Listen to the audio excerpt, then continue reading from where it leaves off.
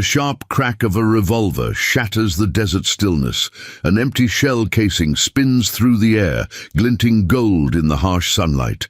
In the distance, a whiskey bottle explodes into 1,000 shards, its neck cleanly severed. The year is 2022, and in the unforgiving badlands of Arizona, some legends never die. The first light of dawn creeps across a weathered ranch house nestled against the stark backdrop of Arizona's Superstition Mountains. Inside, the morning routine of Samuel Garrison, a lean, sun-hardened man in his early 70s, begins with military precision. Before we jump back in, tell us where you're tuning in from, and if this story touches you, make sure you're subscribed, because tomorrow I've saved something extra special for you. His hands, though marked by age and the desert's unforgiving climate, move with practiced steadiness as he grinds fresh coffee beans in an antique hand mill. The rich aroma fills his modest kitchen, competing with the dry desert air that drifts through the open window. The kitchen walls are sparse, adorned only with a few carefully arranged items. A faded photograph hangs in a simple wooden frame, showing a younger Samuel in his sheriff's uniform, standing tall beside 3 deputies outside the Copper Creek County Sheriff's Department. Partially hidden behind it sits a tarnished silver star in a shadow box, inscribed with Sheriff Garrison, 1985-2012, Justice above all. Most visitors mistake it for a family heirloom, unaware of the blood and sacrifice it represents. Through the window, the view extends across his meticulously maintained property. Behind the house stands a makeshift shooting range with targets set at various distances, 25 yards, 50 yards, 100 yards. What was once a training ground for deputies now serves as a solitary reminder of a past life. The targets, weathered by years of Arizona sun and monsoon seasons, bear testament to countless hours of practice with weapons that most men his age would have long since abandoned. Samuel's only companion is an aging blue heeler named Judge, a loyal dog with intelligent eyes and alert ears that perk up at the slightest unusual sound. The dog's protective instincts remain razor-sharp, his movements deliberate and watchful, a guardian as dedicated as his master.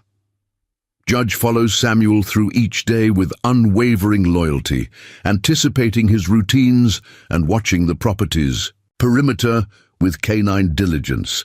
In town, Samuel is known simply as Old Sam from Copper Ridge, a retired lawman who occasionally helps locals with security consultations and firearm safety lessons. His small workshop adjacent to the main house sees a steady stream of visitors seeking his expertise. They know him as a skilled gunsmith and former sheriff, though few have heard the full story of his time wearing the badge. The locals respect his privacy, understanding intuitively that some men carry burdens too heavy to discuss over casual conversation. Best security advice in 3 counties, they say. Sam can spot a vulnerability from 100 yards out. The workshop itself tells the story of decades of experience, walls lined with carefully organized tools, gun parts catalogued in labeled drawers, and 4 different workbenches dedicated to specific tasks. The air carries the familiar scent of gun oil, leather conditioner, and the faint metallic tang of ammunition. A worn leather chair in the corner holds the implicit promise that every job will be done right, no matter how long it takes. Today, like every day, Samuel works methodically. On a client's revolver, his reading glasses perched on his nose as he carefully examines the timing of the cylinder. His hands, though lined with age, are steady as surgeons as he makes microscopic adjustments to the weapon's action. At the Copper Creek Diner, Elena Mendoza serves him the same breakfast he's ordered for the past 8 years. 2 eggs over medium, sourdough toast, and black coffee in a specific mug with a chip on the handle that Samuel seems to prefer. Elena, a warm woman in her 50s with laugh lines around her eyes, is one of the few people who've managed to crack his stoic exterior, even if just barely. Her diner serves as a friendly outpost in Samuel's otherwise solitary life, a place where the rhythms of small-town Arizona play out in predictable, comforting patterns. Today, however, Eleanor notices something different in his demeanor. A slight tension in his shoulders, an extra vigilance in the way his eyes scan the room. "Just the weather changing," he replies when she asks, his voice carrying the gravelly texture of a man who speaks only when necessary. But his eyes continue their methodical assessment of the diner, lingering on two unfamiliar men seated at the counter. They're dressed too well for ranchers, too rough for tourists, dark jeans, expensive boots, and light jackets despite the morning heat. One wears sunglasses indoors, the other sports a fresh scar across his knuckles. They carry themselves with the coiled tension of predators assessing new territory. Back at his ranch, Samuel receives a rare call from his estranged daughter, Rebecca. Their conversation is strained, professional rather than familial. She's worried about recent news reports of a gang moving through Arizona border towns. The Iron Riders, they're called. 4 small-town banks robbed in 2 months, each heist more violent than the last. "Just be careful, Dad," she says, concern bleeding through her professional FBI tone. "These aren't your typical border troublemakers. They're organized, military-trained." "I'll keep my eyes open," Samuel assures her, though his free hand instinctively moves to the hidden compartment in his desk, where an old logbook rests. Its pages contain details of every significant arrest, investigation, and confrontation from his 30 years as sheriff.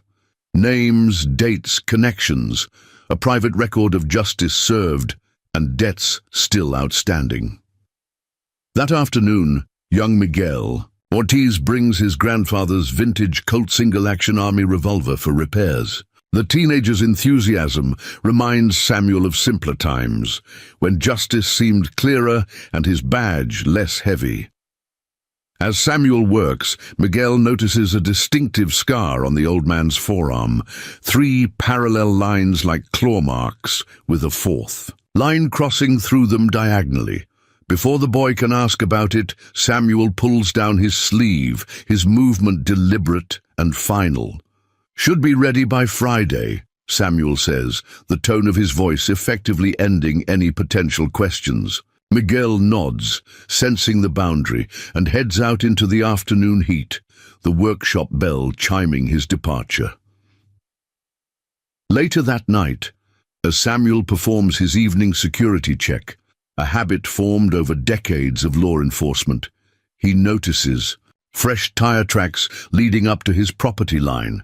Judge's ears perk up, sensing his master's shift in alertness. In the distance, the brief flash of metal catches the moonlight, binoculars or a scope, watching from the mesa a quarter-mile. East of the house, Samuel calculates the distance with the precision of long practice. The observer's position is amateur, obvious to someone with his training. They want to be seen then, a message being sent. Samuel moves to his bedroom, kneels beside the bed, and pulls out a wooden box from beneath it. Inside, wrapped in oiled cloth, lies his service weapon from his sheriff days, a customized Colt Python 357 Magnum with specially crafted grips that fit his hand perfectly. Beside it rests a badge he swore he'd never wear again. After that final day in office, his fingers trace the familiar curves of the revolver's barrel, muscle memory from thousands of hours of practice and real-world experience flooding back. The Python represents everything he left behind, yet kept close, knowing someday the past would come knocking. "Not yet," he whispers to Judge, who watches from the doorway with alert eyes. But soon. In town, Sheriff Diana Reyes, Samuel's successor and former deputy, reviews a federal bulletin about the Iron Riders gang's movement through the state. 3 banks hit, 6 casualties, $250,000 in cash stolen. Her deputy, Jason Chen, brings her a concerning detail. They seem to be following a pattern, and Copper Creek's small bank could be next. Preparing and narrating this story took us a lot of time, so if you are enjoying it, subscribe to our channel. It means a lot to us now. Back to the story. We're not equipped for this kind of situation, she admits, studying the bulletin photos of heavily armed men with tactical gear. Maybe we should call in state resources. What neither realizes is that the gang's arrival in Copper Creek isn't random. Their leader, Marco the Executioner Vega, has been methodically working his way through small Arizona towns with a secondary objective: hunting down someone who, according to prison whispers, retired to these mountains years ago. Someone known in certain circles only as the Judge, the sheriff who sent Vega's older brother to death row 15 years earlier. As the sun sets over Samuel's ranch, he sits in his darkened living room, cleaning his revolver, breaking it down and reassembling it with the fluid motions of a man performing a ritual. Judge rests at his feet, both man and dog aware that their quiet life is about to change. On his table, today's newspaper sits open to a small article: Iron Riders. Gang suspected in Gila Bend robbery. 2 security guards killed. The desert wind picks up outside, carrying with it the scent of creosote and the promise of violence. Samuel Garrison, known to most as a retired sheriff who keeps to himself, feels the weight of his past settling back onto his shoulders. Tomorrow, he'll go through the motions of normal life one last time, but tonight he prepares. His hands move through the familiar ritual of weapons maintenance, each motion a reminder of skills that, like his revolver, have been carefully preserved, waiting for the moment they'd be needed again. In the stillness of his ranch house, with only Judge as witness, Samuel Garrison begins to resurrect the man he once was. The legend that criminals once feared above all else in 3 counties. The legend they called the Judge. The next morning arrives with an unusual stillness that Samuel recognizes immediately. The desert has its own language, and today it speaks of approaching danger. No coyotes called at dawn. No roadrunners dart across his property. Even the ever-present cicadas have fallen silent. Nature senses what's coming before men do. Judge follows at Samuel's heels as he steps onto his front porch, coffee mug in hand. His trained eye catches subtle disturbances in the landscape. Boot prints near his workshop that aren't his own. A cigarette butt of a brand he doesn't smoke half buried in the dirt by the fence line. The distant dust cloud of a vehicle that passed by twice in the last hour. Someone's establishing patterns, studying his routine. In town, the atmosphere has shifted like sand before a windstorm. Samuel parks his weathered Ford pickup outside Mendoza's Hardware, immediately spotting 2 unfamiliar motorcycles with California plates parked outside the bank across the street. Their custom paintwork, matte black with iron grey detailing, matches the description of the Iron Riders' signature vehicles. Inside the hardware store, Hector Mendoza, Elena's husband and the 3rd-generation owner, greets Samuel with unusual tension in his voice. "Morning, Sam. Looking for anything special today?" "Just some roofing nails and wood stain," Samuel replies, his eyes moving methodically around the store, noting another stranger browsing power tools with too much interest for a casual shopper. The man's jacket hangs awkwardly on the right side, concealed weapon poorly hidden. As Hector rings up his purchase, he leans in close. "Those fellas been asking questions about long-time residents, specifically former law enforcement." His voice drops further. "They described you, Sam. Down to the scar on your arm." Samuel nods almost imperceptibly, sliding a folded piece of paper across the counter with his payment. "If anything happens, you call that number, not the sheriff's office. That number first." Hector pockets the paper without looking at it, understanding the gravity behind Samuel's instructions. 20 years of friendship has taught him when the former sheriff isn't making a suggestion but giving a survival order. Outside, Samuel spots Sheriff Reyes' patrol car parked diagonally across from the bank, her deputy leaning against the hood, hand casually resting near his sidearm. Their eyes meet briefly. A silent acknowledgement passes between them. She knows something's wrong, too. Good woman, sharp instincts. Samuel had personally selected her as his replacement, recognizing in Diana the same unflinching sense of justice that had defined his own career. At the corner, the town's single traffic light changes, and Samuel notices a black SUV with tinted windows rolling through the intersection. The driver's window lowers just enough for Samuel to glimpse a face he hasn't seen in 15 years. Older, harder, marked by a distinctive scar running from temple to jaw. Victor Vega, cousin to Marco the executioner, and witness at the trial that sent Marco's brother to death row. Recognition flashes in Victor's eyes, followed by something colder. The window rises, and the SUV accelerates away. Been a while since. "We had California visitors," comes a voice from behind. Sheriff Diana Reyes steps up beside Samuel, her gaze following the departing vehicle. At 38, she carries herself with the confidence of someone who earned her position rather than inherited it. Not the tourist type, Samuel observes. 4. Strangers checked into the Desert Rose Motel last night, paid cash for a week, said they're scouting locations for a Western film. Diana adjusts her hat against the strengthening sun. Funny thing is, not one of them had a camera. Samuel turns to face his former deputy, seeing the question in her eyes. "Something I should know about, Sam? These men seem mighty interested in our little town's retired sheriff." "Old case," Samuel replies, his voice revealing nothing. "Nothing for you to worry about." Diana's expression hardens slightly. "It becomes my worry when armed strangers walk into my jurisdiction looking for trouble, especially when that trouble seems centered around a friend. Friend. The word hangs between them, weighted with years of complicated history.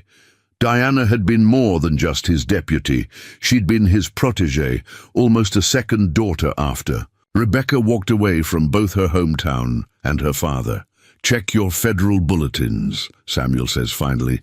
"Look up the Vega family, 2007, particularly the trial of Antonio Vega." Recognition dawns in Diana's eyes. The border butcher case. 4 families killed. She studies Samuel's face. "That was your case." "My last big one," Samuel confirms. "Antonio got the death penalty. His brother Marco swore vengeance in open court. Took 15 years, but looks like he's finally getting around to it." "I'll call for state backup," Diana says, reaching for her radio. Samuel's hand stops her. "Not yet. These men are scouts. The main force isn't here yet." "How can you be sure?" "Because Marco Vega doesn't send men to kill me," Samuel answers, his voice dropping to a register Diana hasn't heard before. "He comes himself. That's the kind of hatred he carries." "Then what's their play? They're mapping the town, learning routines, identifying my allies." Samuel's eyes scan the street again. "The bank is just a bonus. I'm the primary target." Diana processes this information, her tactical mind already forming contingencies. "You should stay at the station until backup arrives." Samuel almost smiles. "You know better than that, Sheriff." Before she can respond, Samuel's attention shifts to a commotion outside the bank. One of the motorcycle riders has confronted Deputy Chen, voices rising in what appears to be an argument over a parking violation. The confrontation is too loud, too public, a distraction. "Your deputy's being played," Samuel says quietly. "Second rider's gone, likely casing the interior of the bank, while everyone watches the show outside." Diana curses under her breath, immediately moving toward the confrontation. Samuel continues to his truck, deliberately unhurried. As he slides behind the wheel, he notices a piece of paper tucked under the windshield wiper, a crude drawing of a hangman's noose. Beneath it, 4 words written in block letters: "Justice comes for judges." Back at his ranch, Samuel finds his front door ajar. Judge nowhere. To be seen. His hand moves immediately to the small of his back. where his everyday carry pistol rests in its holster. The door hinges haven't been forced. Someone with skill picked the locks. Samuel approaches from an angle, using the porch column as cover. From inside comes complete silence. No movement, no breathing. Using the reflection in his truck's side mirror, he scans what he can see of the interior. Nothing disturbed in the front room. He moves with the silent precision that once made him legendary among law enforcement in 3 states, entering his own home as if it were a hostile environment. The living room is untouched. Kitchen clear. Down the hallway, the door to his bedroom stands open when it should be closed. On the bed sits Judge, unnaturally still, watching something on the floor. Samuel rounds the doorframe, weapon ready, to find a young woman kneeling beside his now open gun safe. Her hands are raised, eyes wide with fear. It takes Samuel a moment to process what he's seeing, but when recognition hits, it hits hard. Rebecca? His daughter looks up, the fear in her eyes replaced by determination. "Hello, Dad. Sorry about the breaking and entering, but you weren't answering your satellite phone."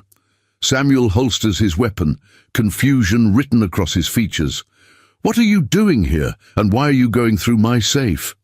Rebecca Garrison stands, brushing dust from her knees. In her FBI windbreaker and tactical pants, she looks every inch the federal agent she's become. A far cry from the rebellious teenager who left Copper Creek, vowing never to return. "Officially, I'm not here," she says, her voice professional, despite the circumstances. "Unofficially, I came to warn you that Marco Vega was released from federal prison 3 months ago. His first stop was to visit his cousin Victor.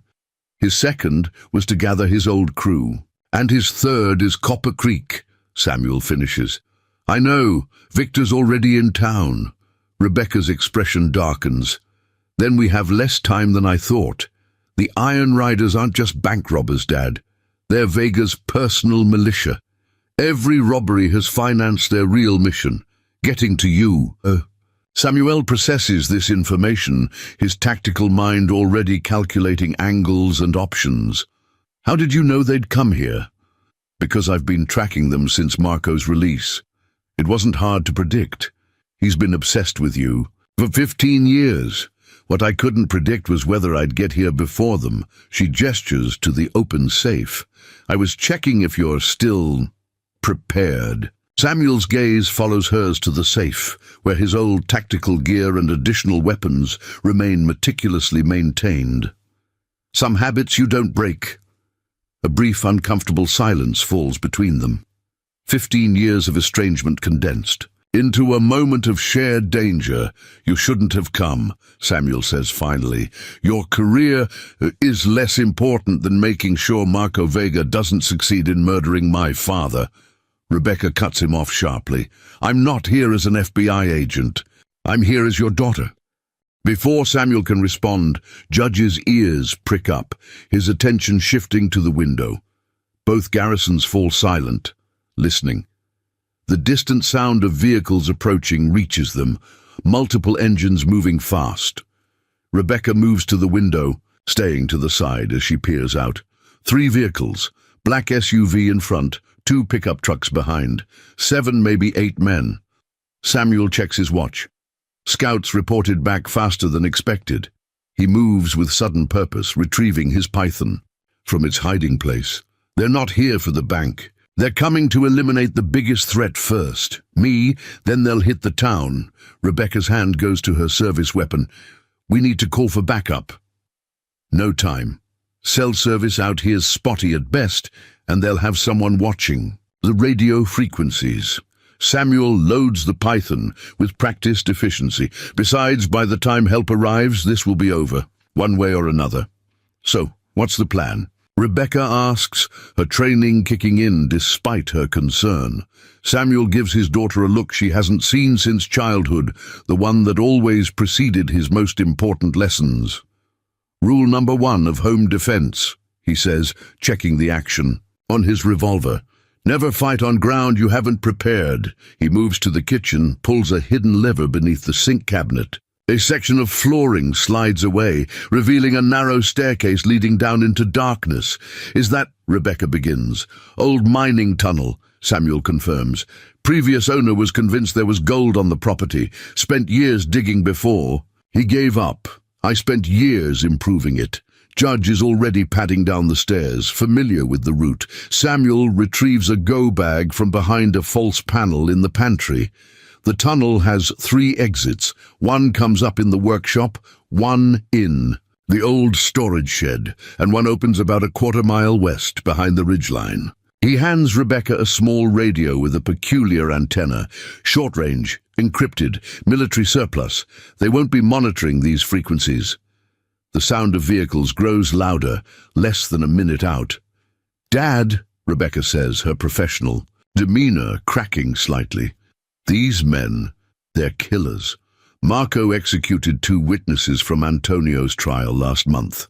Their families too." Samuel pauses at the top of the stairs, looking back at his daughter. For a moment, the years fall away, and he sees the determined little girl who once followed him everywhere. "I know what they are," he says quietly, "but they don't know what I am. Not really." He gestures down the stairs. "After you, Agent Garrison. We've got work to do." As they disappear into the tunnel, the first vehicles pull up outside the ranch. House. The Iron Riders have arrived in Copper Creek, unaware that they're not hunting the old sheriff at all. The judge is hunting them. The mining tunnel beneath Samuel's property isn't merely an escape route, it's a revelation. As Rebecca follows her father through the narrow passageway, the beam of her tactical flashlight sweeps across walls, reinforced with timber supports and modern concrete in key sections. The dirt floor has been packed hard and level, allowing for quick, silent movement. "You've been maintaining this the whole time," she observes, noting the fresh timber and absence of cobwebs or dust. "This isn't some forgotten bolt hole. It's a regularly used system." Samuel doesn't slow his pace. "Good sheriff plans for trouble before it arrives." His voice echoes slightly in the confined space. "Bad sheriff hopes it never comes." Judge moves. Ahead confidently, the dog's silver-muzzled form almost ghostly in the dim light. Rebecca's respect for her father's preparedness grows with each step.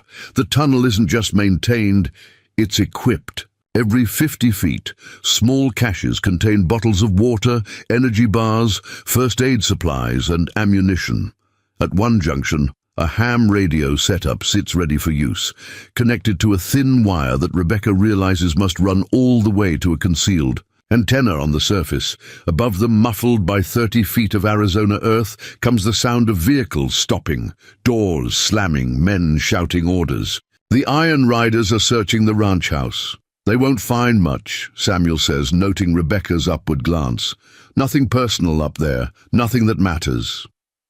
"Except the safe," Rebecca points out. "Decoy safe," Samuel replies with the ghost of a smile. "Real one's down here." The tunnel widens into a chamber roughly 12 feet square. Unlike the raw earthen walls of the tunnel, this space has been finished with plywood panels and basic amenities. A cot, a desk with a battery-powered lamp, a small propane heater, and most surprisingly, a gun cabinet built directly into the rock wall. Samuel spins the combination lock with practiced ease. "How long have you been expecting this?" Rebecca asks, watching, as her father reveals an arsenal that would impress even federal tactical teams. Shotguns, rifles, handguns, and boxes of ammunition, all meticulously organized and maintained. "Not this specifically," Samuel answers, selecting a semi-automatic shotgun and checking its action. "But something. The job I did, the people I put away. Some threats don't expire with time." Rebecca studies her father with new eyes.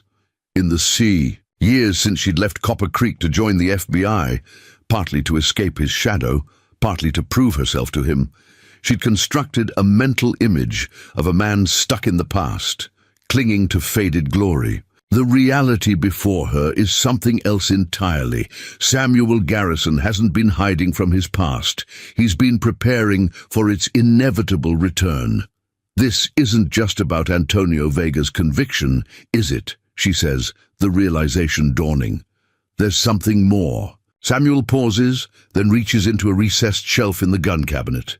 He withdraws an old leather-bound logbook, the same one she'd glimpsed in his desk upstairs. He hands it to her wordlessly.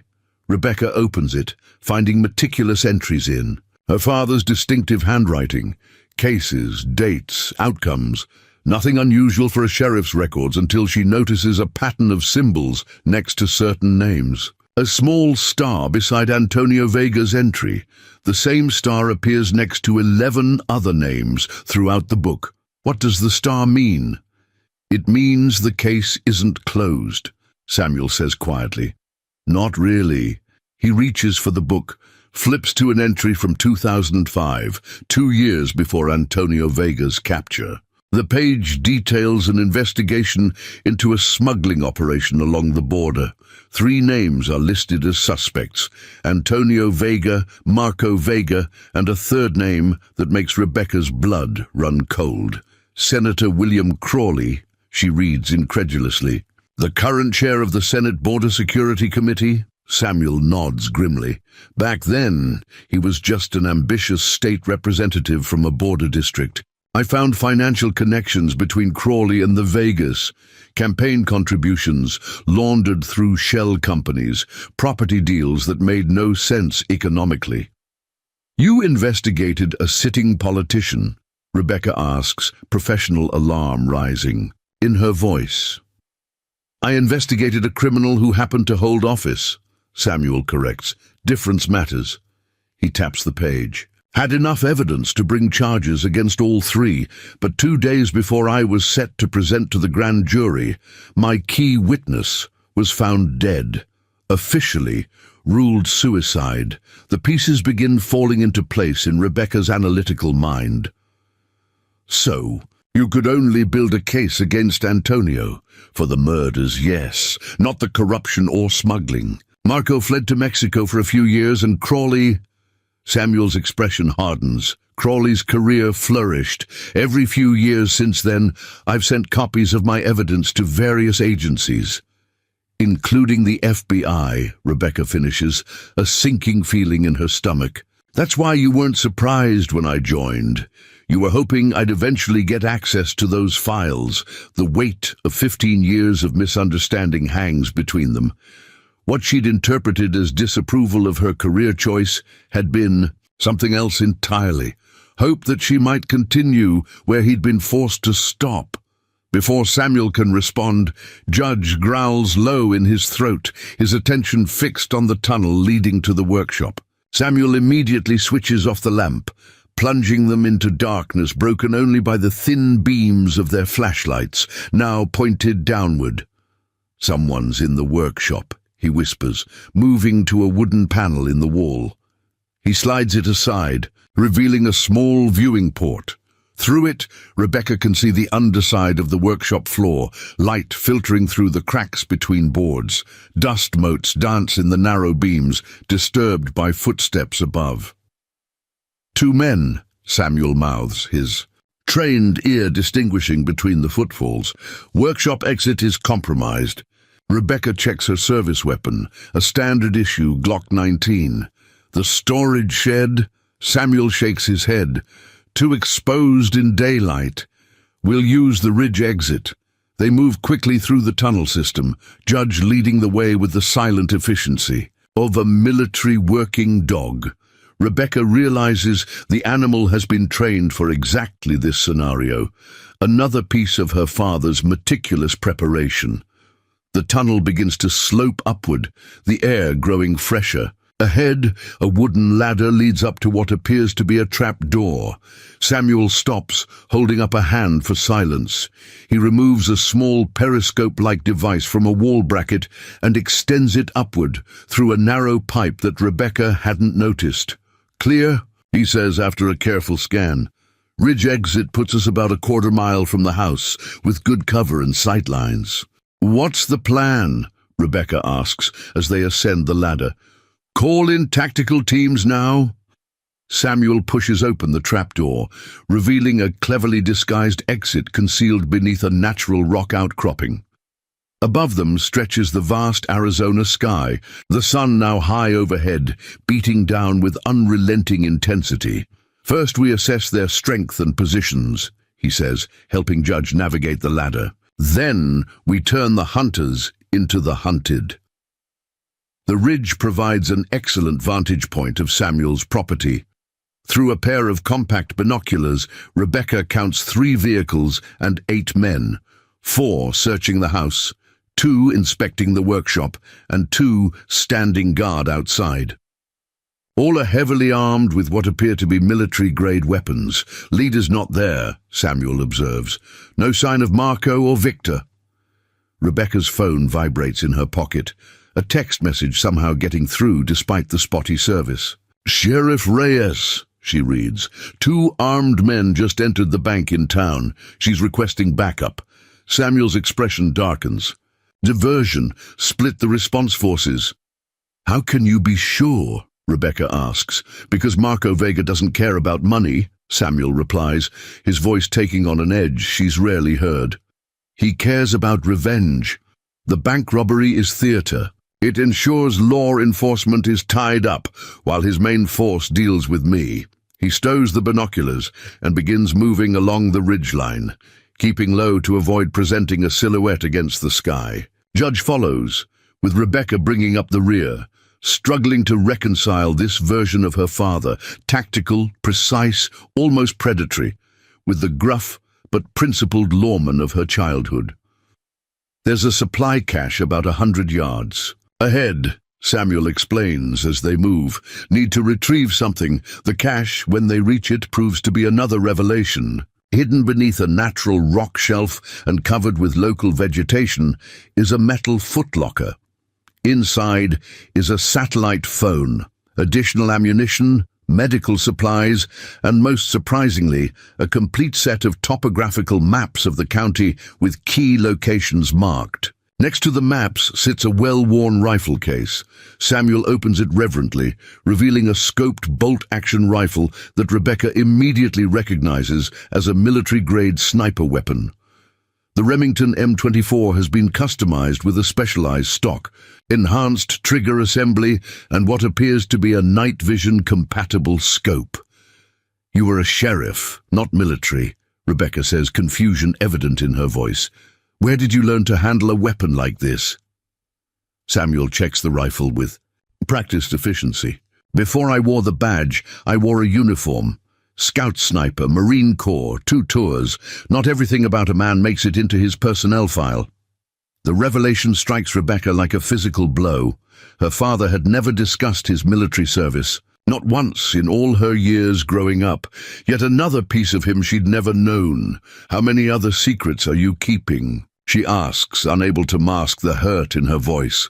Samuel pauses, finally meeting her gaze directly. "Enough to fill that logbook twice over, but not out of shame, and not out of secrecy for its own sake." He continues, preparing the rifle. "Some truths are dangerous to the people who know them. I learned that lesson when your mother died." Rebecca stiffens. Her mother's death in a car accident when Rebecca was 12 had been the turning point in their relationship. The moment Samuel had become more sheriff than father, more committed to justice than to family. Or so she'd believed. Mom's accident was connected to all this. The question comes out barely above a whisper. "No accident," Samuel says, his voice tight with an old pain. "Maria was coming back from taking photographs of a meeting between Crawley and some of Vega's men. Evidence I needed for my case." His hands still on the rifle. Brake lines were cut. Case was assigned to neighboring county. Ruled an accident. Despite my objections, that's when I knew how deep the corruption went. The ground seems to shift beneath Rebecca's feet as 15 years of assumptions collapse. She'd blamed her father for withdrawing after her mother's death, interpreted his focus on work as abandonment. Never once had she considered he might have been protecting her from the truth or from the dangers that came with it. "Why didn't you tell me?" she demands. "All these years." Would telling you have brought her back? Samuel asks, his voice suddenly weary. Or would it have just put a target on your back too? I made my choice. Kept you safe, kept the investigation quiet, built my case slowly so they'd never see it coming. He secures the rifle case, slinging it over his shoulder. By the time I had enough to move against Crawley, you were gone. Joined the FBI. A hint of pride breaks through his stoic facade. Figure you found your own way to fight the same battle. The radio on Samuel's belt crackles to life before Rebecca can respond. The voice that comes through belongs to Sheriff Reyes. Sam, if you're monitoring, bank situation is contained. 2 suspects in custody. But it's strange. They surrendered without resistance as soon as we arrived. Almost like they wanted to be caught. Samuel and Rebecca exchange looks of dawning comprehension. It's a trap, Rebecca says. The bank robbery, the men at your house, they're all distractions. Samuel is already moving, heading back toward the ridge overlooking his property. They're herding us, he agrees grimly. Question is, to where? The answer comes in the form of a new dust cloud rising on the horizon. A larger convoy of vehicles approaching from the east, moving fast across the desert. Through the binoculars, Rebecca counts 4 more vehicles, 2 SUVs, a pickup, and what appears to be a modified Humvee with a mounted weapon. At least 12 more men, she reports. Heavy weaponry. This isn't a gang, it's a small army. Marco always did believe in overwhelming force, Samuel comments, studying the approaching convoy. Makes sense when you lack strategy. What's our play? Rebecca asks, falling naturally into the role of partner rather than daughter. Even with your tunnel system and caches, we're severely outgunned and outmanned. Samuel's weathered face shows no fear, only a calculating focus that Rebecca recognizes from her own mirror on difficult cases. We don't fight the army, he says simply. We remove the general. He hands her the binoculars, directing her attention to the lead SUV. For the first time, Rebecca gets a clear look at Marco, the executioner, Vega. Even at this distance, his presence is commanding. Tall, powerfully built, with the hard eyes of a man who has given and received violence in equal measure. His salt and pepper hair is cut military short, and a distinctive tattoo covers the left side of his neck, disappearing beneath his tactical vest. He surrounds himself with followers, Samuel observes, men who fear him more than they fear death. Remove Marco, the rest scatter. You're talking about assassination, Rebecca says, professional alarm rising in her voice. That's not justice, that's necessary, Samuel finishes. Marco won't stop, not ever. Even if we survive today, he'll keep coming. After me, after you, after anyone connected to us. Some rabid dogs can't be rehabilitated. The convoy reaches Samuel's property, the vehicles forming a defensive perimeter around the house and workshop. Men deploy with military precision, establishing security positions and communications. This isn't a hastily assembled gang.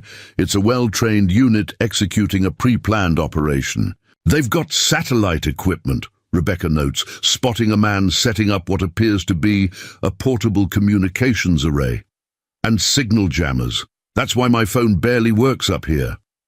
Crawley's resources, Samuel confirms grimly. He's backing Marco, using him to clean up loose ends. From the lead SUV emerges another figure that makes Samuel's expression darken further. Senator William Crawley himself, dressed in expensive tactical gear that has clearly never seen use. His silver hair gleaming in the harsh sunlight.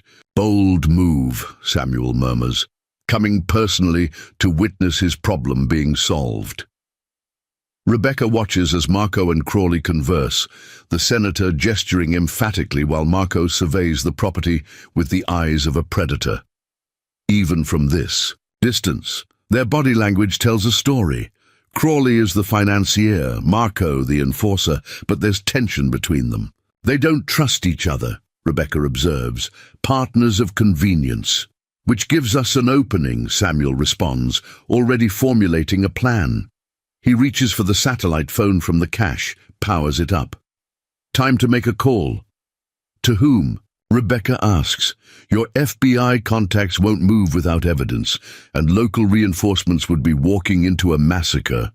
Samuel's smile is cold, holding none of the warmth she remembers from childhood. Not calling for help, he says, dialing a number from memory, calling an old friend who owes me a favor. The call connects, and Samuel speaks briefly in coded phrases that Rebecca can't fully decipher. When he disconnects, his demeanor has changed subtly, more focused, more dangerous. We have 1 hour, he says, checking his watch. Need to keep them occupied until then. 1 hour until what? Rebecca asks, but Samuel is already moving back toward the tunnel entrance, Judge, padding silently behind him. Until the odds get a little more even, he replies cryptically. At the tunnel entrance, he pauses, fixing Rebecca with a gaze that strips away the years between them.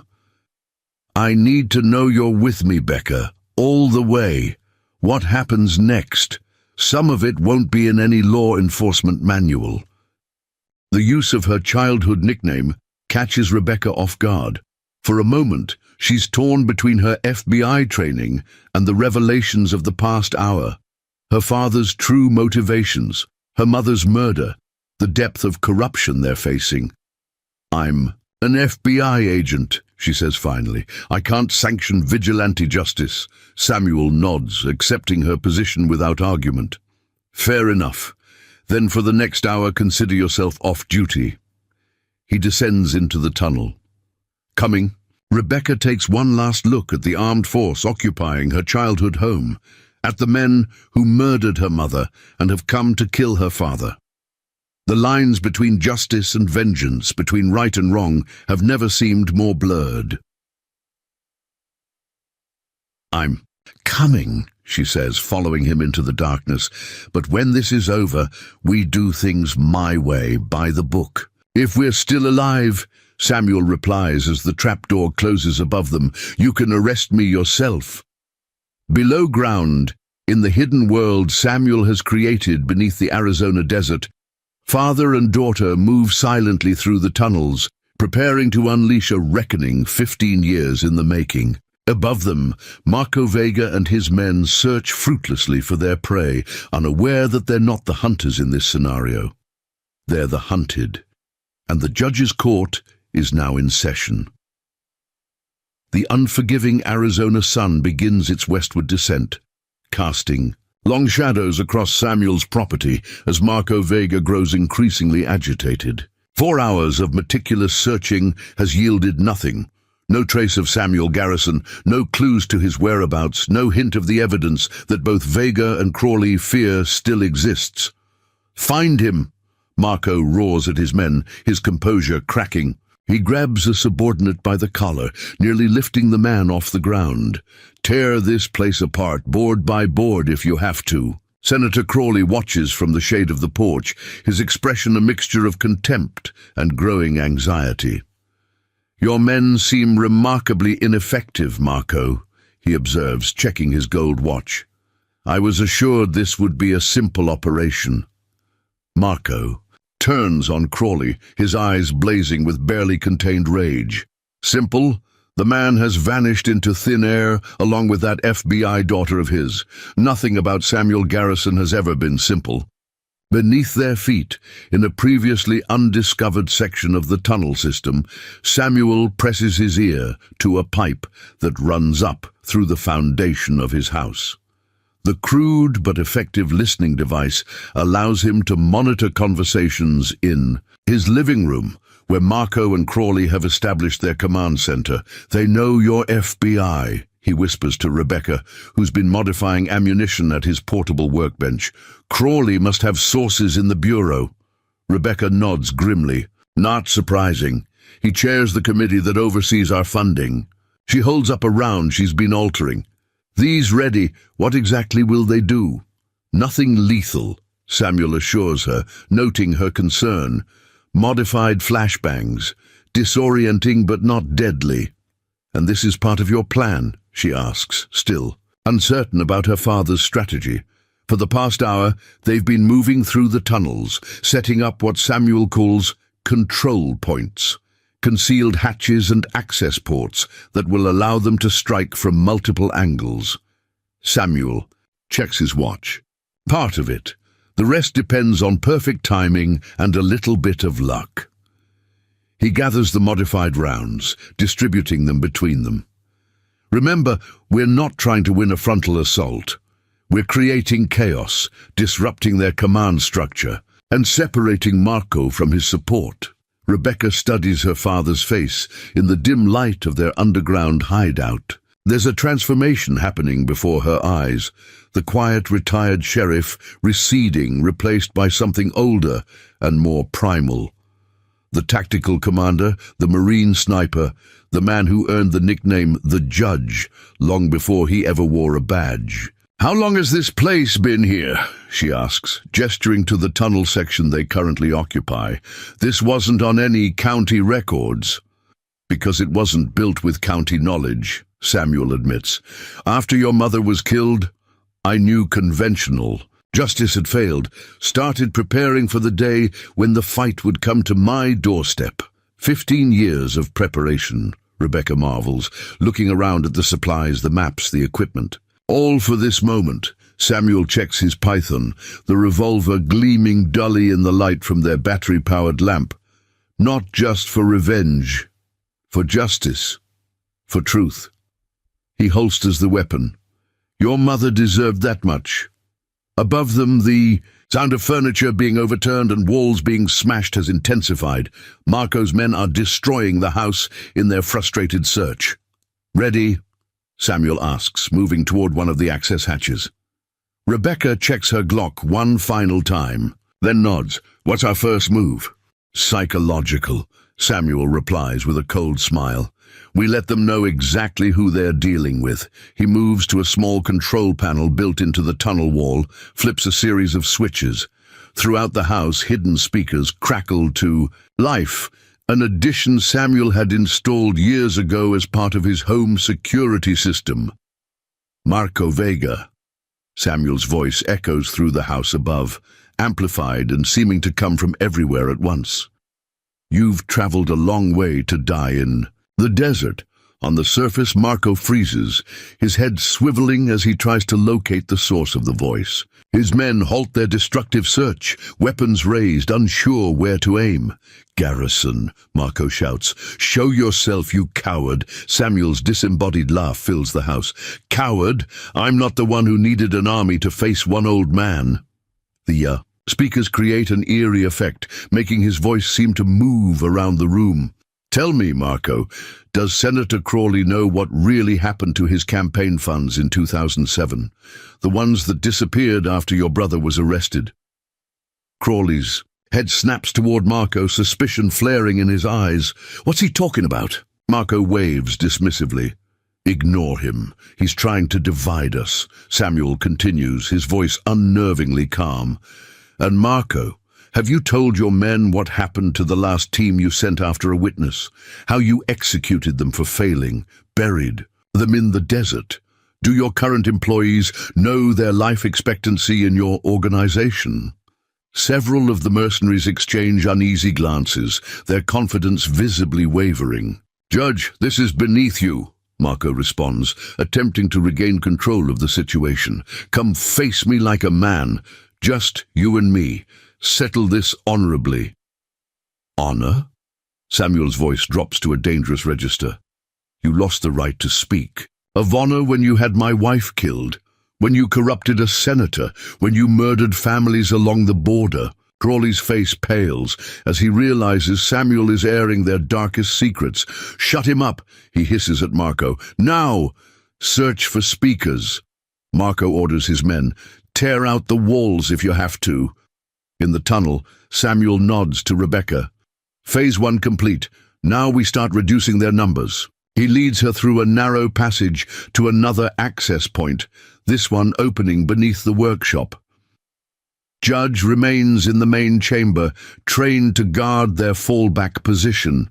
Through a small viewing port, they can see 4 of Marco's men searching. The workshop, pulling tools from walls, upending workbenches. On my signal, Samuel whispers, 2 flash bangs through that grate. Then we take the 2 on the left, non-lethal, if possible. Rebecca positions herself, the modified rounds ready. And if non-lethal isn't an option? Samuel's eyes meet hers in the darkness. Then you remember they came here to kill your father, and would kill you without hesitation. She nods, understanding the brutal calculus of survival. Samuel counts down silently, then gives the signal. 2 modified flashbangs sail through the grate, exploding in brilliant light and concussive force that fills the workshop.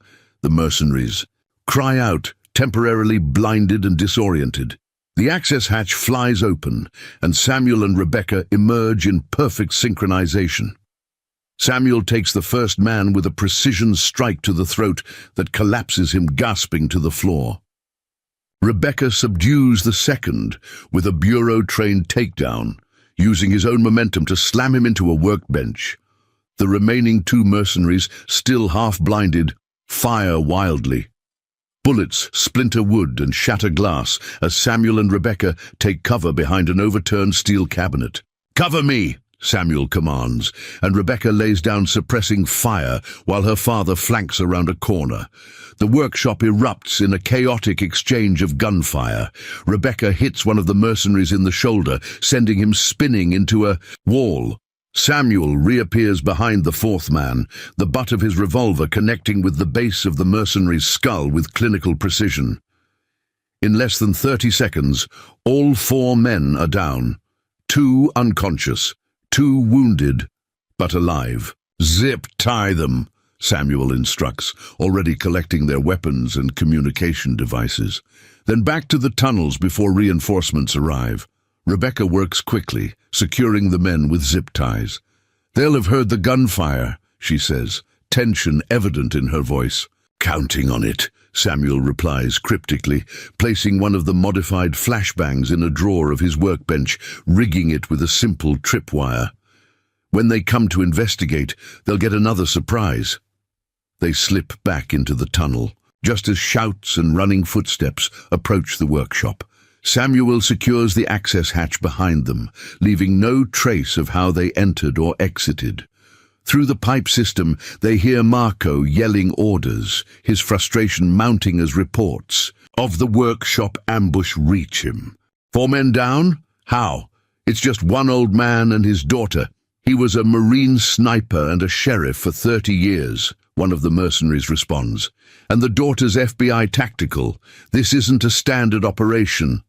"I don't pay you for excuses," Marco rages. "Find them." In the tunnel, Samuel checks his watch again. "Almost time," he murmurs. "Need to get to the ridge access point." "Time for what?" Rebecca asks, as they move swiftly through the passages. "Phase 3, Samuel replies, the equalizer."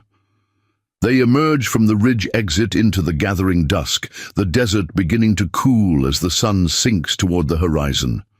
From their elevated position, they have a clear view of the property below, now illuminated by the headlights of the vehicles and portable floodlights Marco's men have set up. Samuel unpacks his sniper rifle, setting it up with practiced efficiency. Through the scope, he observes the deployment of Marco's remaining forces, 12 men establishing a perimeter, communicating via hand signals and radio, operating with military precision. "They're not common criminals," Rebecca observes, using the binoculars to study their movement patterns. "Former military, probably private contractors now." "Makes sense," Samuel agrees, adjusting his scope. "Crawley has the connections and money to hire the best." As if summoned by his name, the senator emerges from the house, engaged in a heated argument with Marco. Through the scope, Samuel can read their body language, alliance fracturing under pressure. "Crawley wants to leave," he informs Rebecca.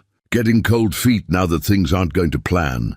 Rebecca shifts her attention to the surrounding desert. "We can't hold out forever, Dad. Eventually they'll find the tunnel entrances or bring in enough manpower to overwhelm us." "We don't need forever," Samuel replies, his attention never leaving the scope. "Just a few more minutes." As if on cue, A new sound cuts through the desert evening, the distinctive thrum of helicopter rotors approaching from the east. Marco's men react immediately, raising weapons and activating tactical lights to illuminate the surrounding area. Through his scope, Samuel watches Marco grab a radio, demanding information from his perimeter guards. "Is that your equalizer?" Rebecca asks, watching the growing light on the horizon. Samuel allows himself a small smile. "Told you I made a call." To an old friend, the helicopter appears over the eastern ridge, a sleek black Bell 407 with no markings or identification. It hovers at a distance, just outside effective small arms range. "Who is that?" Rebecca demands. "Not law enforcement, no markings."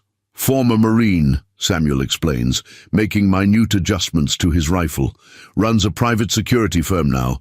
Owed me for saving his life in Fallujah." The helicopter's presence has created exactly the chaos Samuel anticipated. Marco's men are divided, some maintaining their search positions, others redeploying to counter this new aerial threat. Crawley is visibly panicking, gesturing wildly at the helicopter while shouting at Marco.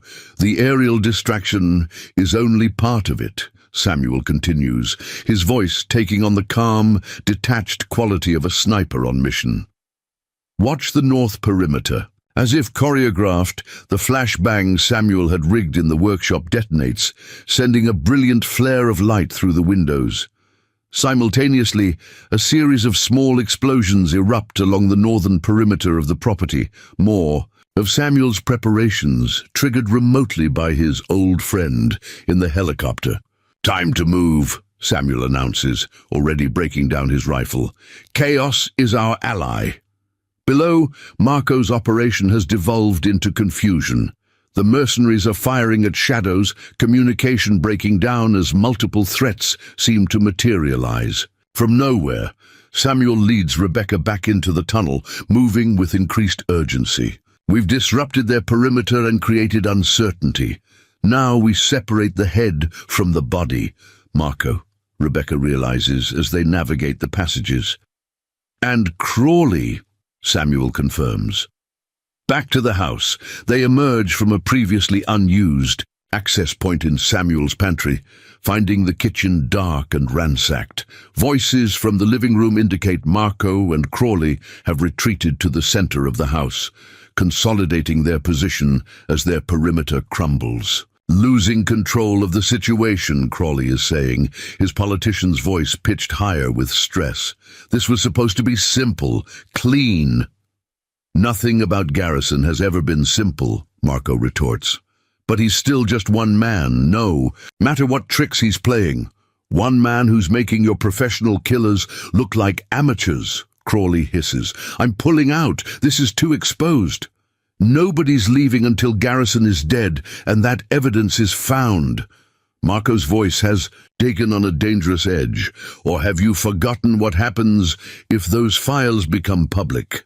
Samuel signals to Rebecca, pointing out positions using hand signals from their military and law enforcement training. She nods, understanding, moving silently into position at the kitchen doorway. With practiced coordination, they execute their assault. Samuel rolls a flashbang into the living room, while Rebecca provides covering fire, forcing Marco and Crawley to dive for cover. As the disorienting blast fills the room, Samuel enters low, while Rebecca moves high, creating crossfire. That pins down the two men. "It's over, Marco," Samuel announces, his python trained unerringly on Vega's chest. 15 years of waiting ends tonight." Marco, partially sheltered behind an overturned table, laughs darkly. "You think I came all this way to surrender, Judge? You took my brother from me. Nothing ends until one of us is dead. Your brother was a murderer who got exactly what the law prescribed," Samuel replies, his voice steady. "Just like you will." Crawley, huddled behind a leather armchair, attempts to reassert control of the situation. "Sheriff Garrison, be reasonable. Whatever you think you know, whatever evidence you believe you have, we can make arrangements, beneficial arrangements for everyone." "Save it, Senator," Rebecca interjects, her weapon trained on Crawley. "We have everything. The financial records, the witness statements, evidence of your involvement in at least 6 murders, including Maria Garrison's." "You have nothing!" Crawley spits, his public persona cracking completely. "No court would accept evidence gathered the way your father has, illegally, obsessively, outside proper channels." "That's where you're wrong," Rebecca counters. "I'm not just Samuel Garrison's daughter. I'm FBI Special Agent Rebecca Garrison, Counter-Corruption Task Force. For the past year, I've been building a case against you using evidence obtained through legal channels, with proper warrants." The revelation hits both Crawley and Marco like a physical blow. "You've been working with him all along," Marco snarls, glaring at Rebecca. "No," Samuel interrupts, a hint of genuine surprise in his voice as he glances at his daughter. "This is the first I'm hearing of it too," Rebecca maintains, her professional composure, though her eyes meet her father's briefly. "After our last conversation years ago, I started looking into Crawley on my own, found enough to open an official investigation. Was going to make arrests next week until you forced our timeline, Marco." Crawley lunges for a weapon dropped by one of his mercenaries during their hasty retreat. Rebecca's shot hits the floor inches from his hand, freezing him in place. "The next one won't miss, Senator," she promises coldly. Outside, the helicopter has begun dropping flares around the property, further disorienting Marco's men and providing unexpected illumination through the windows. The tactical advantage has shifted dramatically in the past few minutes. Marco, recognizing the deteriorating situation, makes his move, diving forward and tackling Samuel with surprising speed for a man his size. The two crash through the remains of a coffee table, Samuel's python skittering across the floor. Rebecca maintains her position, weapon trained on Crawley, unable to get a clear shot, as her father and Marco grapple violently amidst the debris. 15 years I've waited for this, Marco grunts, landing a heavy blow to Samuel's ribs. 15 years planning how to make you suffer for what you did to Antonio. Samuel, despite his age, responds with the trained efficiency of a Marine and the street-fighting instincts of a career lawman. He deflects a second blow, counters with a short, vicious strike to Marco's throat that sends the younger man reeling back. "Your brother made his own choices," Samuel responds, blood trickling from a cut above his eye. "Just like you." Marco produces a combat knife from his boot, the blade gleaming in the strange, shifting light from the helicopter's flares outside. "My choice is to send you to hell, Judge." He lunges forward, knife slashing in a practiced pattern that speaks to professional training. Samuel evades the first 2 cuts, but the third opens a gash across his forearm as he blocks the blade from reaching his throat. "Dad!" Rebecca calls out, still unable to intervene without risking hitting her father in the chaotic struggle. Samuel uses Marco's momentum against him, an old Marine Corps combat technique that sends the larger man crashing into the stone fireplace. But Marco recovers quickly, decades of hatred providing unnatural stamina. "You're old, Judge," Marco taunts, circling with predatory focus. "Slow. Past your prime. I'm going to take you apart piece by piece." Samuel says nothing, conserving energy, studying Marco's movement patterns with the calculated patience of a man who has survived countless life-or-death encounters. When Marco attacks again, Samuel is ready. He sidesteps the knife thrust, grabs Marco's wrist with both hands, and executes a brutal joint manipulation that results in a sickening crack. The knife clatters to the floor as Marco howls in pain, his wrist shattered, but even injured, Marco is dangerous. He barrels into Samuel, driving him back into the wall with enough force to crack the drywall. His good hand clamps around Samuel's throat, squeezing with murderous intent. "Die already, old man," he growls, his face inches from Samuel's. As darkness begins to encroach on the edges of his vision, Samuel's hand finds something solid amid the debris on the floor, the handle of his python. With the last of his strength, He brings the revolver up, pressing the barrel directly against Marco's side. "Court adjourned," Samuel gasps, and pulls the trigger. The gunshot is deafening in the confined space. Marco's grip loosens as shock registers on his face. He stumbles backward, looking down in disbelief at the spreading crimson stain on his tactical vest. He begins, but can't finish the thought as he collapses to his knees, then pitches forward onto the floor. In the sudden silence, the only sounds are Samuel's ragged breathing and the distant chorus of helicopter rotors and confused shouting from Marco's leaderless men outside. Crawley, seeing his protection literally crumble before him, makes a desperate play, pulling a small concealed pistol from an ankle holster. Before he can raise it, two shots ring out simultaneously, one from Rebecca's Glock, the other from the doorway where Sheriff Diana Reyes now stands, her service weapon extended in a perfect shooting stance. Crawley crumples, the unfired weapon, falling from nerveless fingers. His wounds are severe but not immediately fatal. Both Rebecca and Diana aim to incapacitate, not kill. "Figured you might need backup," Diana says, entering the devastated living room cautiously. "Heard the helicopter, saw the flares. Knew it had to be you, Sam." Her eyes widen as she takes in the full scene. Marco's body, the wounded senator, Samuel bleeding but alive.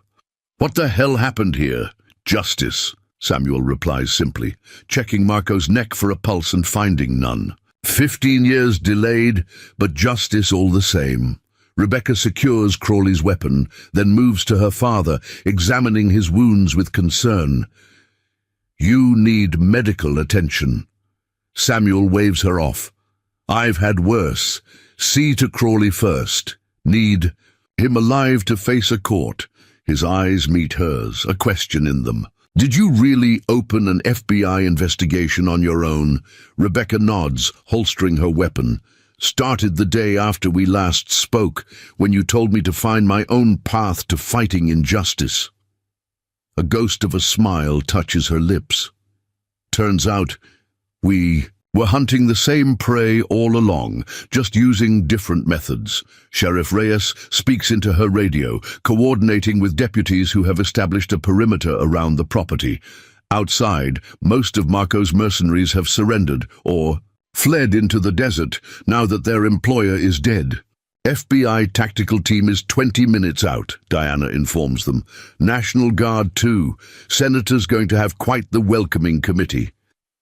Samuel looks around at the destruction of his home, the place he's lived for decades, now shattered and blood-stained.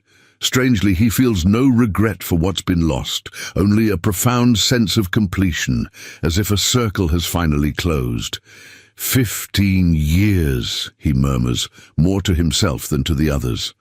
"Maria, it's done." As law enforcement secures the scene and medical personnel tend to the wounded, Rebecca finds her father sitting alone on the porch steps, watching the helicopter make a final circuit of the property before disappearing back over the eastern ridge. She sits beside him, offering a bottle of water and a field dressing for his arm. For a long moment, they sit in silence, father and daughter reunited by the very danger that had once driven them apart. "What happens now?" Samuel finally asks, his voice carrying the fatigue of a man who's been running on adrenaline and determination for too long. Rebecca considers the question, watching as FBI vehicles begin arriving, agents deploying with practiced efficiency. "Officially, statements, evidence processing, trials for Crawley and the surviving mercenaries." She pauses. "Unofficially, we start over, if you want to." Samuel looks at his daughter, really looks at her, perhaps for the first time in 15 years. Not as the rebellious teenager who left, but as the capable woman who returned when it mattered most. "I'd like that," he says simply. In the distance, Judge emerges from his hiding place in the tunnels, trotting across the yard to rejoin his master. The old blue healer settles at Samuel's feet, exhausted but vigilant as ever. The long night is just beginning. Statements to give, evidence to process, a senator's corruption to expose to the world. But for Samuel Garrison, former Marine, former sheriff, the man they called the judge, the longest wait of his life has finally ended. Justice, delayed but not denied, has been served at last. Dawn breaks over the Superstition Mountains, painting the desert landscape in hues of amber and gold. The harsh beauty of the Arizona wilderness stands in stark contrast to the chaos that transpired at Samuel Garrison's ranch through the night. Yellow crime scene tape now encircles the property, fluttering in the morning breeze like strange pennants. Marking conquered territory, Samuel sits on the tailgate of a Bureau medical van, allowing a paramedic to properly dress the knife wound on his forearm. His weathered face betrays little pain, though the gash is deep enough to warrant stitches. Judge lies at his feet, the blue healer's vigilant eyes tracking every movement of the federal agents, local deputies, and forensic technicians swarming. The property. Across the yard, Rebecca stands in intense conversation with her FBI supervisor, a stern-looking woman in her 50s who arrived by helicopter an hour ago. The discussion appears heated, with Rebecca gesturing emphatically toward the house while her superior maintains a rigid professional stance. "Your daughter's fighting for you," observes Sheriff Diana Reyes, approaching with 2 cups of coffee. She hands one to Samuel, who accepts it with a grateful nod. "Always was stubborn," Samuel replies, watching the exchange. "Gets that from her mother." Diana sits beside him, her uniform dusty and her eyes heavy with fatigue after the long night. "Bureau's not happy about how this went down. Senator Crawley survived surgery, by the way. Already lawyered up with the best defense team money can buy. Won't help him," Samuel says with quiet certainty. "Not with what Rebecca has compiled, plus my evidence. Too many bodies buried, literally and figuratively." Diana studies her former mentor, seeing beyond the stoic exterior to the exhaustion beneath. "What happens to you in all this, Sam? You killed Marco Vega in self-defense, clear as day. But there's still the matter of the tunnel system, the weapons cache. 15 years of, let's call it, extracurricular investigation." Samuel sips his coffee, watching as forensic technicians emerge from one of the tunnel entrances with evidence bags. "Been asking myself the same question since about 3 this morning. Guess it depends on which matters more to the powers that be, justice or protocol." Before Diana can respond, Rebecca breaks away from her supervisor and approaches them. Despite nearly 24 hours without sleep, she moves with the crisp efficiency that marked her father in his prime. "They're transferring Crawley to a secure medical facility in Phoenix," she informs them. "Under guard, no visitors except legal counsel." She hesitates, glancing at her father. "We need to talk about your situation." Samuel nods, sliding off the tailgate. "Figured as much. Your boss looks like she's ready to throw the book at me." "Assistant Director Matthews is by the book," Rebecca confirms, leading them away from the cluster of vehicles and personnel, seeking a moment of privacy. But she's also practical. The Bureau doesn't want the embarrassment of publicly arresting a decorated former sheriff who just helped bring down a corrupt senator. They stop by the remains of Samuel's shooting range, the targets now riddled with additional bullet holes from the previous night's firefight. Diana excuses herself to coordinate with her deputies, sensing the father and daughter need space. "So, what's the deal they're offering?" Samuel asks, his tone matter-of-fact. Rebecca sighs, the professional veneer slipping slightly. "No charges for the unlicensed weapons or modifications, no investigation into the tunnel system. In exchange, all your evidence becomes Bureau property, and you agree to full debriefing on your methods and sources. And the catch? You sign an NDA about specific aspects of Crawley's case. The Bureau doesn't want certain details becoming public, particularly his connections to foreign interests." Samuel's expression hardens. "They're going to bury parts of it." Protect the institution at the expense of the full truth. Not bury, Rebecca corrects carefully. Compartmentalize. Crawley still goes down for corruption and conspiracy to commit murder. The public still gets justice, but some of the international connections stay classified. Samuel absorbs this, gazing out at the desert stretching beyond his property. For 15 years, his singular focus has been exposing the complete truth about Maria's murder and the corruption surrounding it. The idea of partial justice sits uneasily with him, and if I refuse their terms, Rebecca meets his gaze directly. Then I've been instructed to place you under arrest for obstruction of justice, tampering with evidence, and interfering with a federal investigation. The words hang in the air between them, a final test of their newly rekindled relationship. "You do that?" Samuel asks, no accusation in his tone, merely curiosity. "I'd have no choice," Rebecca replies honestly. "But before I put those cuffs on, I'd resign my position with the Bureau, walk away from 10 years of service." Her voice remains steady, but her eyes reveal the emotional weight of the statement. "I just found my father again. I'm not going. To be the one who locks him up." Samuel's expression softens, perhaps the first genuine smile in years, transforming his weathered face. "Your mother would be proud of the woman you've become, Becca.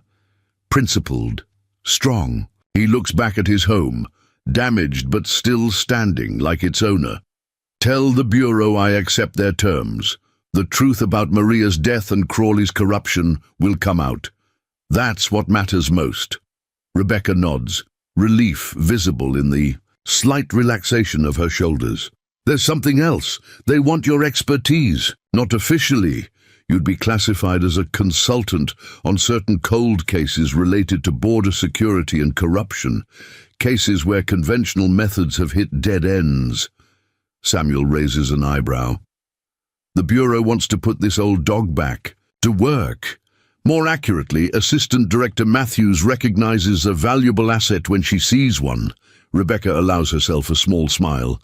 "She reviewed your methods overnight and was, quote, reluctantly impressed by your unorthodox but effective approach." Before Samuel can respond, a series of loud barks draws their attention.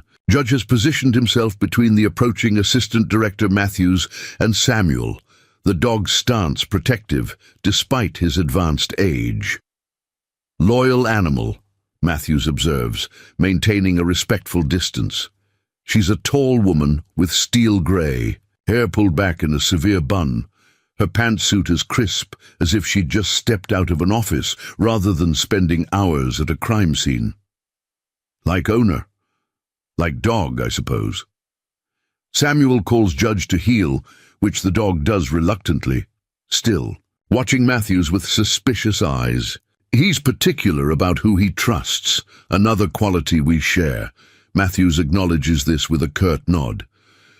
"Agent Garrison has presumably informed you of our proposed arrangement." She has. "And I have conditions of my own," Samuel states. Firmly, Maria's case file becomes public record, all of it. The truth about her murder doesn't get sanitized or redacted. Matthews considers this for a moment. "Agreed, with the stipulation that any foreign connections are handled through appropriate channels." "And my home?" Samuel gestures to the damaged ranch house. "Not much left, but it's still mine." "The property remains yours," Matthews confirms. "Though I would suggest a thorough renovation considering recent events." Samuel extends his hand. "Then we have a deal, Assistant Director." They shake, the compact sealed with the firm grip of two people accustomed to authority. "I'll expect you in Phoenix next week to begin debriefing," Matthews says, already turning to leave. "Agent Garrison will provide the details." She pauses, looking back at Samuel with unexpected candor. "For what it's worth, Sheriff, had it been my spouse murdered, I might have done exactly as you did." As Matthews walks away, Rebecca turns to her father. "Well, that's as close to approval as anyone gets from her." Samuel watches the assistant director return to the command center established on his front lawn. Strange bedfellows. Never thought I'd end up working with the feds. Technically, you're working with me, Rebecca points out. I'll be your primary contact. The implication hangs between them. An opportunity to rebuild their relationship through this unexpected professional connection. Samuel's response is interrupted by the arrival of Hector Mendoza's pickup truck, dust billowing behind it as it comes to a stop near the police barricade. Elena Mendoza emerges from the passenger side, engaging in an animated discussion with a deputy before being allowed through. She carries a large thermal container, her expression determined as she approaches Samuel. "Figured you'd need breakfast?" she announces without preamble, setting the container down on a nearby equipment crate. "And don't give me any nonsense about not being hungry. You look half dead, Samuel Garrison." The normalcy of Elena's fussing, as if this were any ordinary morning rather than the aftermath of a deadly confrontation, breaks the tension of the moment. Samuel finds himself accepting a plate of homemade huevos rancheros with something approaching gratitude. "The whole town's talking," Elena continues, serving Rebecca as well. "Sheriff Reyes told us some of it, about the senator, about what really happened to Maria all those years ago." Samuel stiffens slightly. "Diana shouldn't have—" "She didn't. Give details," Elena interrupts gently. "Just said the truth was finally coming to light. That's all people needed to hear." Her expression softens. "We always knew there was more to Maria's accident, Sam. The way you changed afterward. A man doesn't break like that over a simple car crash." Rebecca watches this exchange with interest, seeing a side of her father's life in Copper Creek she'd never observed before, the community that had respected his privacy but never stopped caring. "Town's organizing a rebuilding effort for your place," Elena continues, gesturing to the damaged house. "Hector's already talking to contractors, and the church committee is setting up a fund." Samuel shakes his head. "That's not necessary, Elena. The Bureau—" "This isn't about the Bureau or the government or any official business," Elena cuts him off firmly. "This is neighbors helping neighbors. That's what Maria would have wanted, and you know it." The mention of his late wife's name in this context, not as a victim or a case file, but as a member of the community she'd loved, strikes a chord in Samuel. For 15 years, Maria had existed primarily as the driving force behind his quest for justice. Elena's words remind him that she had been so much more. "Thank you," he says simply, the words carrying more weight than their brevity suggests. As Elena bustles about, insisting that other agents and deputies eat as well, Samuel catches Rebecca watching the interaction with a strange expression. "What?" he asks. "Nothing," she replies, then reconsiders. I've spent 15 years thinking of you alone out here, isolated with your obsession. But you weren't, were you?" "Not really." Samuel looks around at the activity enveloping his property. Elena distributing food, Diana coordinating with her deputies, young Miguel Ortiz somehow having arrived to help corral Judge, who seems increasingly agitated by the invasion of strangers. Kept people at arm's length, he admits, but this community, they respected the distance without ever really going away. Rebecca nods, understanding something fundamental about her father that had eluded her for years. "So what happens now, with the house, with—" She gestures vaguely, encompassing the broader question of his life going forward. Samuel considers this as he watches a team of agents carefully extracting his evidence cache from one of the tunnels. 15 years of meticulous work being boxed and logged as official evidence. "Thinking I might rebuild," he says finally. "Different layout, though. Less tunnels, more windows." "Windows?" Rebecca can't hide her surprise. The Samuel Garrison, she remembers, had always preferred defensible positions to scenic views. "Your mother always wanted a sunroom," he explains, his voice softening with the memory. "Said we had the best view in the county. Shame to waste it on solid walls." The mention of specific plans, of a future beyond the conclusion of his 15-year mission, seems to lift something from Samuel's shoulders, a weight he's carried for so long he'd forgotten it wasn't part of him. And the consulting work? Rebecca asks, testing the waters of this new dynamic between them. Might be interesting. Samuel allows, though I expect your assistant director will have some strong opinions about my methods. Undoubtedly, Rebecca agrees with a small smile, but she's smart enough to know when traditional approaches aren't working. The Bureau has dozens of cold cases similar to Crawley's. Corruption that's so deeply entrenched it's nearly invisible to conventional investigation. Samuel nods thoughtfully. The judge, in an official capacity, who'd have thought? Semi-official, Rebecca corrects, very much under the radar. Their conversation is interrupted by a commotion near the property entrance. A black government SUV has arrived, and the agents react with sudden attention, postures straightening as a distinguished older man emerges from the vehicle. "Who's that?" Samuel asks, noting the immediate change in atmosphere. Rebecca straightens as well, her expression professional but concerned. "Director Callahan, head of the FBI. He never makes field appearances unless something big is happening," Samuel finishes, watching as Assistant Director Matthews hurries to meet her superior. Judge growls low in his throat, sensing the shift in energy across the property. Samuel places a calming hand on the dog's head, though his own instincts are similarly alert. Director Callahan approaches, flanked by Matthews, and two agents haul Maine a respectful distance behind.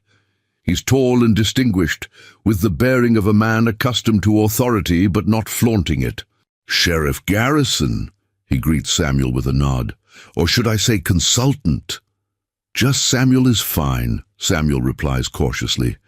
"Didn't expect the director of the FBI to make a house call for a retired lawman." Callahan's smile doesn't quite reach his eyes. When that retired lawman exposes a sitting U.S. senator as corrupt and potentially compromised by foreign interests, it tends to get my attention. He glances at the evidence being loaded into Bureau vehicles. "May we speak privately?" Rebecca steps forward. "Sir, with respect, my father has been through—" "It's all right, Becca," Samuel interrupts gently. "Director Callahan didn't come all this way to arrest me. Did you, Director?" "Quite the contrary," Callahan confirms. "Please, just a few minutes." Samuel nods, following the director to a quiet spot near the edge of the property. Judge trails behind, unwilling to leave his master's side, despite Rebecca's attempt to call him back. Once they're out of earshot of the others, Callahan's demeanor changes subtly, less the administrative head of a federal agency, more a man with serious concerns. Crawley wasn't an isolated case. He begins without preamble. "Our preliminary analysis of your evidence suggests connections to at least 3 other elected officials and possibly members of federal law enforcement." Samuel processes this, unsurprised. Corruption rarely exists in isolation. Precisely, which puts us in a delicate position. Callahan gazes out at the desert landscape.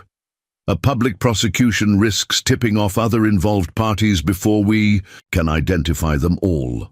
So you're here to convince me to accept a deal where Crawley takes the fall alone," Samuel concludes, his voice hardening. "Clean it up quietly, protect the institutions." To his surprise, Callahan shakes his head. "I'm here to offer you a different kind of arrangement than what Assistant Director Matthews proposed. Something with considerably more latitude." Samuel waits, sensing there's more. The Bureau has recently established a small, specialized task force, operates outside the standard chain of command, reports directly to me.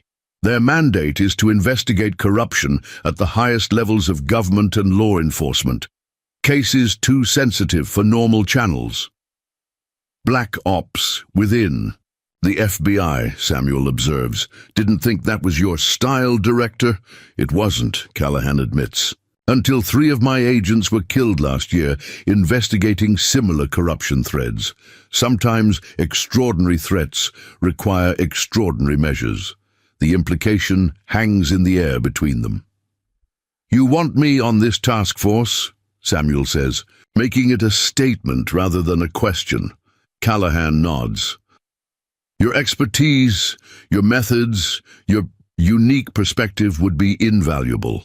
Your daughter is already part of the team, though she doesn't know I'm having this conversation with you. Samuel glances back toward Rebecca, who watches them with barely concealed concern. She followed her own path to the same destination. Maria would have appreciated the irony. Will you consider it? Callahan presses. This goes beyond consulting. It would mean full reinstatement to active duty, with all the protections and resources that entails. Samuel raises an eyebrow. I'm 72 years old, Director. Bit past standard recruitment age. Age is less relevant than effectiveness, Callahan counters, and you've proven remarkably effective. He gestures to the property, the evidence being collected, the aftermath of Samuel's one-man crusade. Think about what you accomplished alone, with limited resources. Now imagine what you could do with the full backing of a specialized federal task force. The offer is tempting, more tempting than Samuel would have expected. After 15 years focused solely on Maria's case, the prospect of applying his skills to a broader mission holds unexpected appeal. What about Copper Creek? He asks, looking back at his damaged home. This has been my base for 30 years. Keep it, Callahan suggests. Rebuild it as your cover identity. Former sheriff enjoying retirement. The task force maintains properties across the country. Safe houses, operational bases. This could become one of them. Samuel considers this, watching as Miguel successfully coaxes Judge into accepting a drink of water from a bowl. The normalcy of the boy and dog amid the federal activity creates a strange juxtaposition, two worlds colliding. I need time to think, he says finally. Been focused on one goal for so long, not sure I know how to shift gears. Callahan nods understanding. Take 24 hours.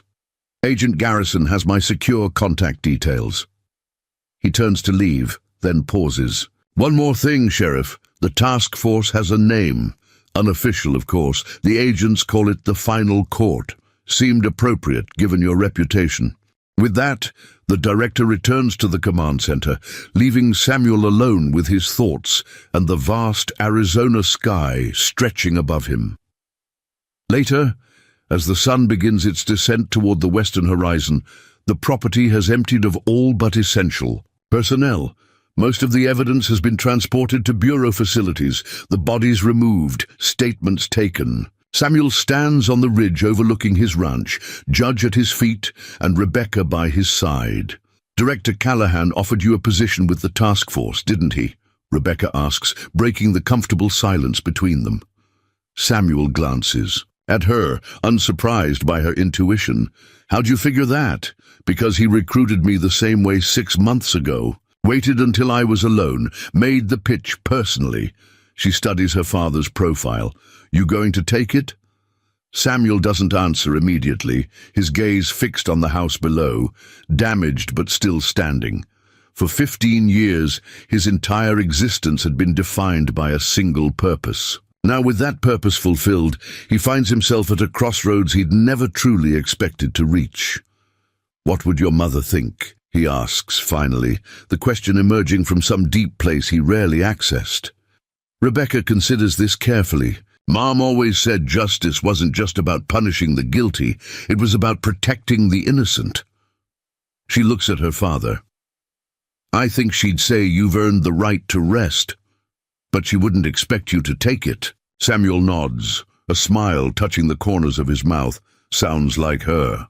As the sunset paints the desert in crimson and gold, a decision crystallizes in Samuel's mind.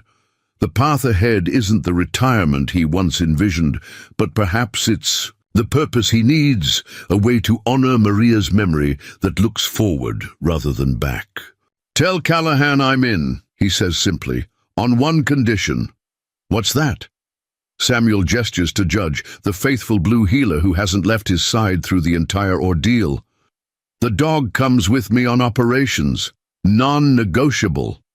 Rebecca laughs. The sound carrying across the ridge, perhaps the first genuine moment of joy they've shared in 15 years. I'll make sure it's in the official paperwork. As darkness begins to claim the desert, Samuel Garrison stands at the threshold of an unexpected new chapter.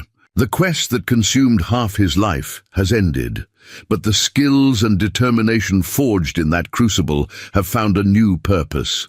The judge will continue to serve justice, but now with the daughter he nearly lost by his side, and the memory of the woman they both loved guiding their path.